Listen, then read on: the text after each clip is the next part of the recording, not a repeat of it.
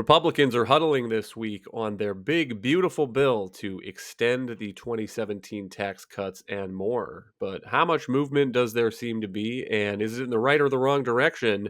And when might President Trump expect a bill to land on his desk? From the opinion pages of the Wall Street Journal, this is Potomac Watch. Welcome. I'm Kyle Peterson with the Wall Street Journal. We're joined today by my colleagues, editorial board member Kate Batchelder Odell and columnist Alicia Finley. Senate Republicans this morning are having a policy retreat at the Library of Congress across from the Capitol. The Senate Majority Leader John Thune saying this is an opportunity for us to get everybody together to talk about the upcoming agenda. Obviously, we'll be heavily focused on reconciliation. That is the big, beautiful bill, as Trump often calls it, that is intended to pass the GOP's agenda without having to go through the Senate filibuster and get 60 votes. House Republicans, meantime, have been meeting at the Capitol. The Speaker Mike Johnson on Tuesday night had a meeting with GOP moderates. That discussion focused mainly, it seems, on the Medicaid debate within the Republican Party on what should be in this bill. Kate, all these discussions are geared toward passing the Republican agenda, including but not limited to those 2017 tax cuts that are soon expiring. But it seems to me that there are many real and divisive policy questions that are still outstanding for the GOP. Kate, what is your sense of the latest, the progress that Republicans are making on the big, beautiful bill, and what is left to do? So the House is making some progress. They moved 8 of 11 pieces of the bill through committees.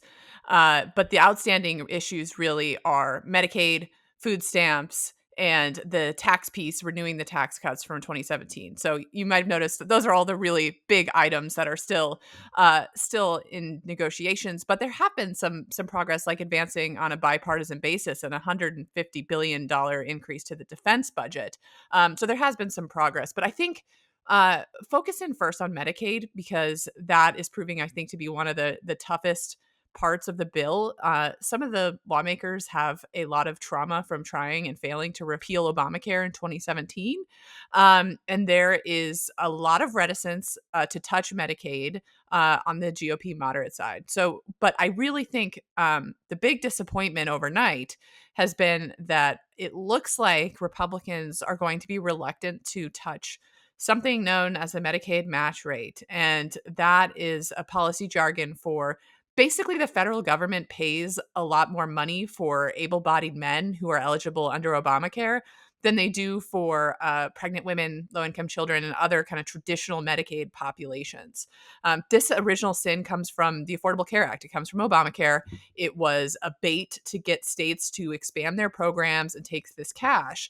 And so it's been a good argument, I think, for Republicans to say, look, the federal government should not be spending more money on able-bodied men than they do pregnant women.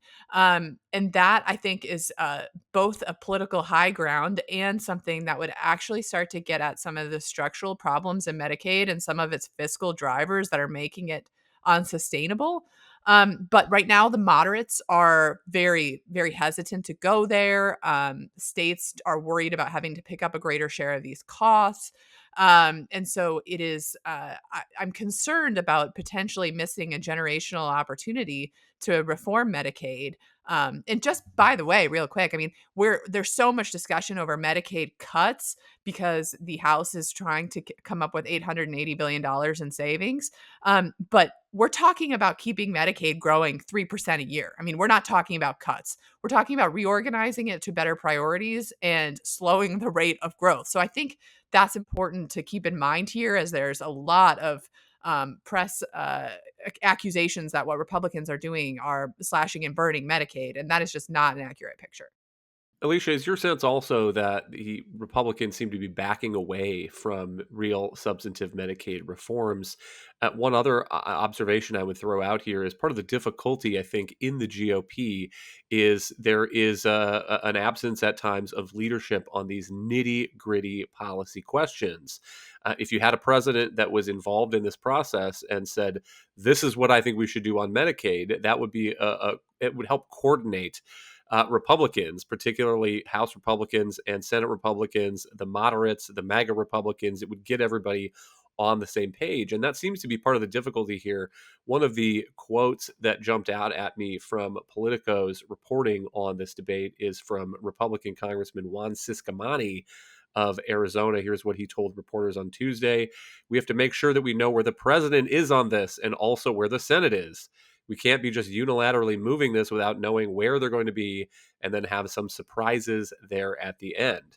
And so, Alicia, what would help here maybe is some presidential leadership, some White House leadership, helping get all Republicans on the same page and finding a line that they can take, that they can then go out and defend the reforms that they want to make to their constituents. I would agree mostly with that, though I also think that this could be a presidential leadership could be a double-edged sword in terms of what exact reforms they're pushing.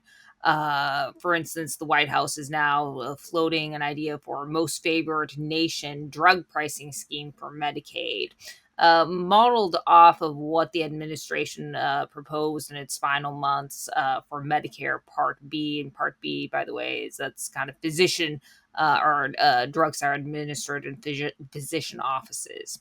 Now, the way that this would work is it would essentially be price controls that the government or would require drug makers to give Medicaid the best price of any other or that is offered to any other country or economically developed country, or at least that's how the plan was proposed in his first administration.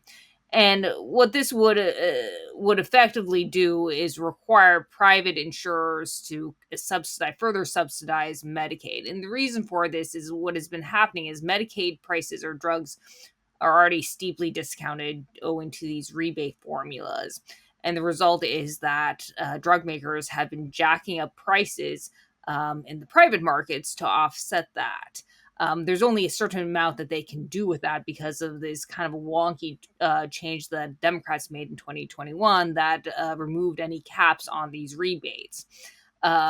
So, to some extent, they'll either have to, again, raise prices in the private market or cut back on R&D. And you're already seeing drug makers cut back on R&D because of uncertainty and the costs of the IRA the price controls, both the inflation adjusted rebates and that law, as well as the Medicare quote unquote negotiation. So this isn't exactly a free lunch. I also have questions about how much quote unquote savings you would actually achieve, given that drug spending or prescription drug spending only makes up less than 4% of Medicaid spending total.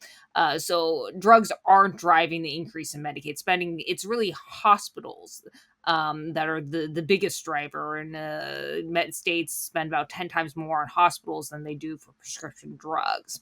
And the reason why all this is relevant or an additional reason why all this is relevant, is because the hospital lobby has been among the biggest opponent of any kind of reforms. And that includes the reforms that Kate was mentioning to the match ratio or rate for able-bodied adults, capping that, as well as any kind of changes to these provider taxes that are becoming a money laundering scheme for states, which they impose these taxes on hospitals and then basically kick back to get more money out of the feds and then kick back all that money to the hospitals and more. And then use some of the change to expand the program in other ways, like California has used it to cover undocumented immigrants.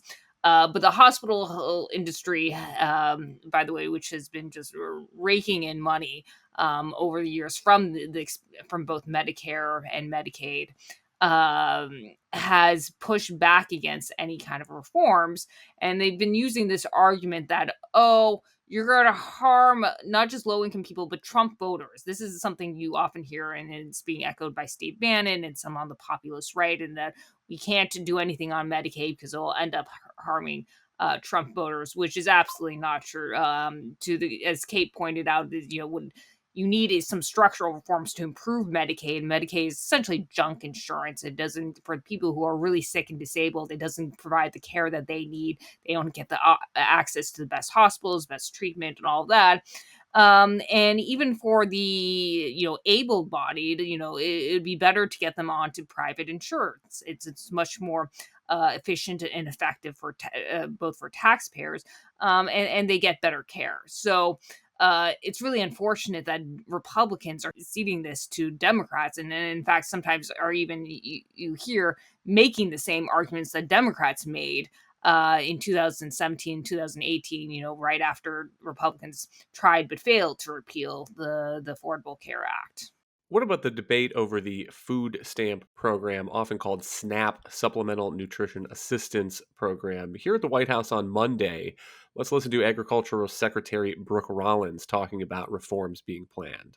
So I think it's really important also to understand that on SNAP and on food stamps in the last administration, we had a massive influx of dollars, almost a 35 to 40% increase of the SNAP program under the Biden administration. That didn't necessarily mean more money to families. It just meant a massive new layer of bureaucracy, of NGOs, et cetera. So as we are realigning and reforming the SNAP program in partnership with our great friends, G.T. Thompson, John Bozeman, others on the Hill, that ensuring that as we are looking at that, the money goes to what it was intended, and that is a supplemental nutrition program for American families that need it the most. And that's what we're really focused on. Kate, what's your view of how the debate over SNAP is playing out on the Hill? Well, I think it's important to stipulate up front that despite all the headlines you see everywhere, which are basically that Republicans don't care about poor people or children and whether they have enough food, that's just completely corrosive and so disconnected from the actual debate in Washington. Food stamps covers about 41 million Americans, 12% of the population. The roles, they don't shrink when the economy gets stronger, which you would expect it to do. You'd expect people to fall on hard times and need that social safety net and then move off of it. That doesn't happen. You see that people are staying on it longer over time. I saw some recent data that half of participants are on it for 20 months or more. You have millions of able-bodied adults on it, and the data that we have suggests that they're not working very much. They don't have much earned income.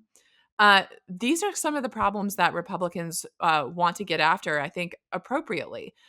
So one of the things that's under discussion that I think will survive in the eventual bill is building on the work requirement in the program. Right now, if you're an able-bodied adult without dependents, you need to work part-time or you'll lose benefits after 3 months. Republicans want to build on that in a couple ways. One is that states try to get these waivers from the federal government to basically waive the work requirement so that they don't have to get anybody back into the workforce. And so that's one reason why you have this social safety net that wants people to work, but in practice, you don't have folks working very much. So Congress may crack down on that waiver system. But second and more substantively, there's discussion in Congress about applying that work requirement not just to people who don't have any dependents at home, but people on food stamps who have children who are old enough to be enrolled in school. I don't think that should be politically controversial that if you have a child who is above, say, 6 or 7, that you need to work 20 hours a week, and that if you can't find work, you can train for work, you can volunteer at a local institution. All of that counts. All of that can be fulfilled while your child is at school. I think that is an important change in the program because uh, it gets portrayed as being cruel to people who are struggling to make ends meet while they raise children. But some of the academic evidence that's out there is really compelling that children really need to grow up around adults who work to have a great shot at upward mobility. That has been found to be a real driving force in a child's chance of success. And so these modest changes in how the program is connected to work, I think, will be in the best tradition of the party's 1990s welfare reform. Real fast, I know that's a lot to digest, but one fight that's going on now is just that Congress wants to make states share some of the cost of food stamps. Right now, the federal government pays 100% of the benefits price. And so states are just trying to get more federal dollars in the door. They don't have a lot of incentive to manage the program very well. Improper payments in the program are 10%. I mean, enormous. So Congress wants to say, hey, you states need to pick up a share of the tab for benefits, and similar to how states do for Medicaid. And that is hitting some rocky ground. But again, I think most voters understand that these are eminently reasonable proposals that try to get the program back to being something that people need temporarily as a supplement, and that doesn't keep them out of the labor force and keep families from being upwardly mobile.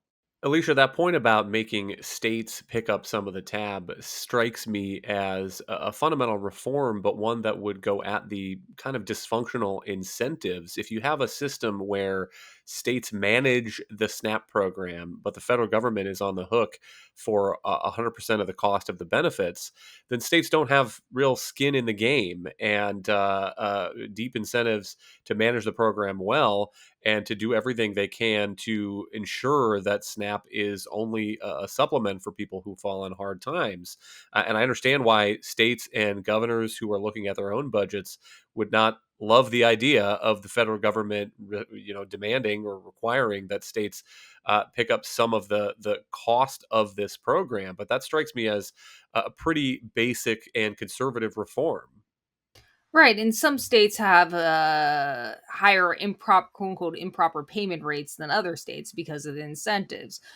So some have done really good job about one enforcing the work requirements and also ensuring that people who are on food stamps meet the income requirements and such, and others not so much. And so you actually have excessive federal spending in certain states, and this doesn't actually necessarily fall across, partisan lines. Some Republican states haven't been great, like Alaska, on reducing these improper payments by removing people who aren't eligible, and a lot of Republican states haven't enforced employment and training requirements for able-bodied adults. But providing some states skin in the game could actually encourage them to do so.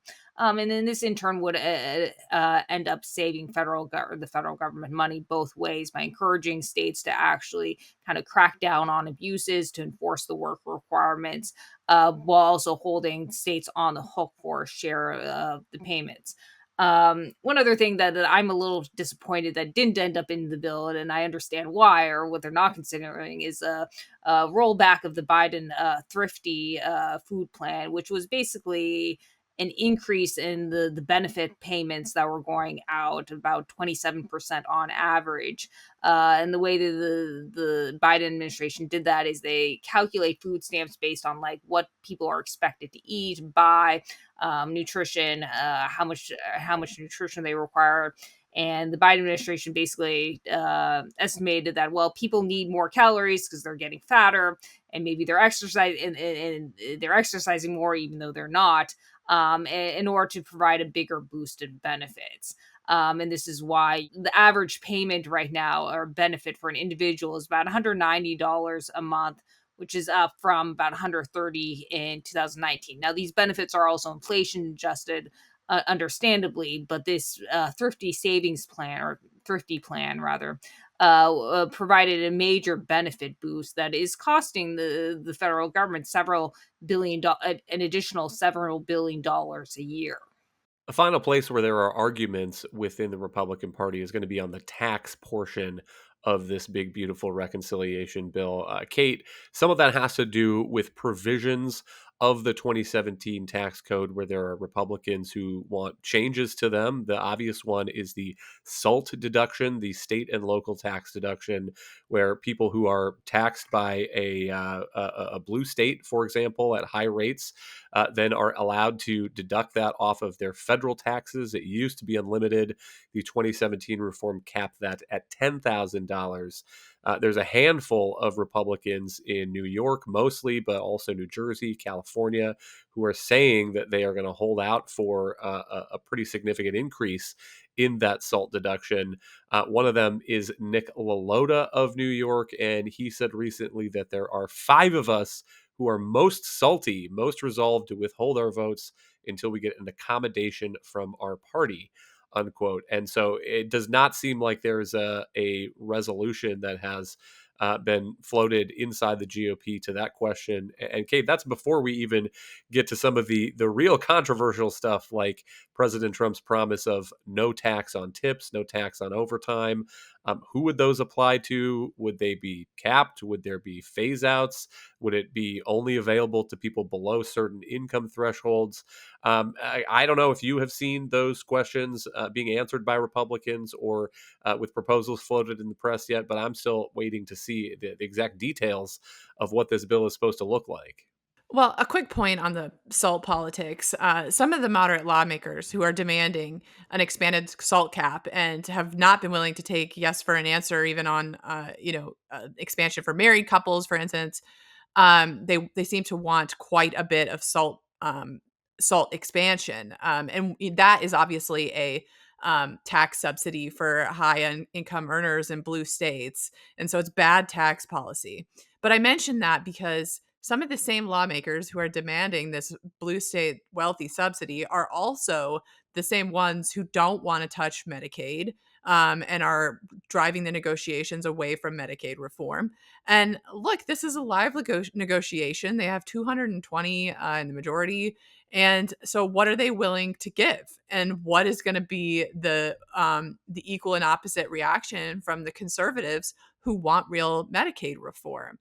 So, I do think you could still see some horse trading here that hopefully goes in a constructive direction, because while we're hearing a lot from the moderate lawmakers who want their salt deduction, don't want to do anything on Medicaid, there is a countervailing group of lawmakers who won't tolerate less than a $1.5 trillion in spending cuts. So that bill's got to be paid somehow. On the specifics of the tax bill, you do have an attempt to get some of these measures that the president wants, like no taxes on tips and overtime pay. I think the thinking should be to try to introduce these in the least damaging way possible. To your point, when you put new benefits in like this, you introduce complexity into the code. When you write in nobody over this earning amount can take this deduction, you create a disincentive for certain people to work more. There are lots of pitfalls in how you write these deductions, and that's one reason why you shouldn't write them at all. You should focus on clean, permanent tax policy. But there is some effort to there does appear to be some concession to reality that the White House wants something on these, and so it seems like the effort now should be to try to write them in as damaging, with as minimum damage to the code and complexity as possible. Another thing is that they also need to they need to look at the top rate. That is another way that they could provide relief to some people who are hit by salt in a way that is a lot cleaner to the code and better for the incentive to work. But anyway, very active negotiation on ways and means, and you're going to see some disappointing provisions as political reality.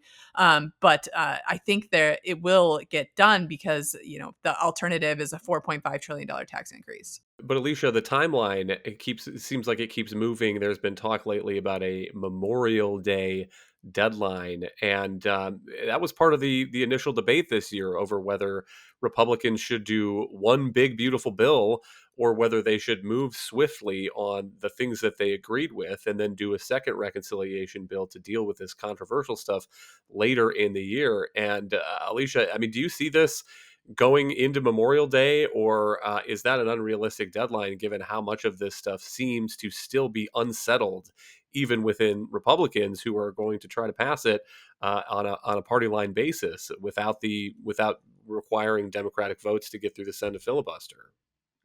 I do think it's going to go past Memorial Day. I think they've done some, I don't want to say the low hanging fruit, but they have made progress on some important issues like the defense, border, as well as student loans. And these are important reforms and provisions or parts of the tax bill that need to advance, but there are a lot of still things that need to be settled within the caucus. Kate talked about the salt, and we've been discussing Medicaid, though seems to be some congealing consensus on Medicaid, even if it's not for the good.